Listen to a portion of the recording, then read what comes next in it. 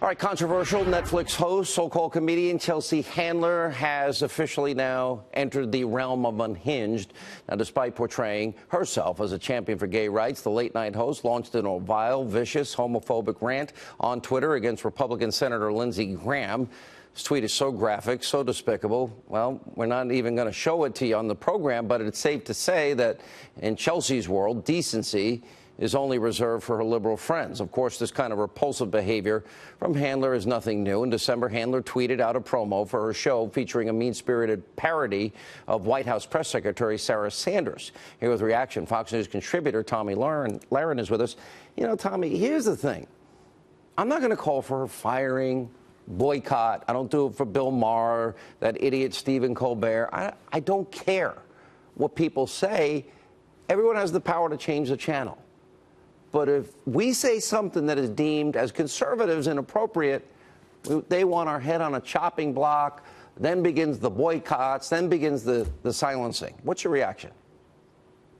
Well, we have to point out the hypocrisy, especially to individuals like Chelsea Handler, who continue to display this pattern. And you know what, I gotta tell you, Sean, I am so sick of these Hollywood liberals who sit at their award shows and they're pearl clutching and they're talking about speaking your truth, Me Too, time's up, they're for everyone. And then they tweet crap like this that's disgusting and vile.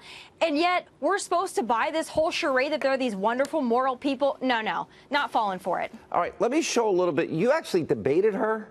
And I remember reading about it at the time. Let's remind people a little bit about what happened. I do believe that he's a good president. I do believe that he's done things. And people talk about all the time, it's, well, he tweeted something, and that's mean. I can get over the meanness of his tweets if he's helping middle-class Americans, if he's helping America, if he's putting America first, if he's strengthening us on the world stage, if he's enforcing our border. I can deal with a mean tweet. But why? But a mean represents so many other things. He's kind of like a toddler, like an angry, he's a toddler. He lashes out at people and he's vengeful and he says really nasty things. What is she saying? She's acting like a toddler. Well, of course she is. She's also the person that organized the Women's March, the Pink Hat March at Sundance Film Festival last year. This woman, although I did have a decent conversation with her, since then, she's just gone off the deep end. I don't know if it's because she lost her show at Netflix or she doesn't know what she's doing now. She wants to be an activist.